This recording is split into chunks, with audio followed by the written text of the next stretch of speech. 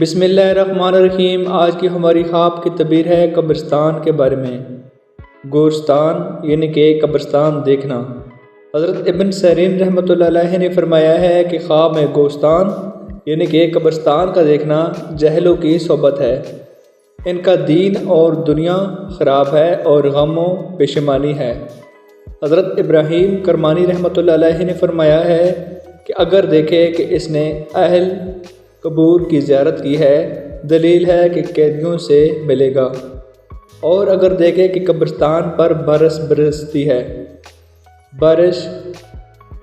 ہے اور پانی اچھے طریقے سے آتا ہے بادلوں میں، تو دلیل ہے کہ اہل قبور پر رحمت حق ہوگی، یعنی کہ پانی کا برسنا دیکھنا قبرستان پر، اور جس قبر پر دیکھے اس پر رحمت حق ہوگی۔ حضرت جابر مغربی رحمۃ اللہ علیہ نے فرمایا ہے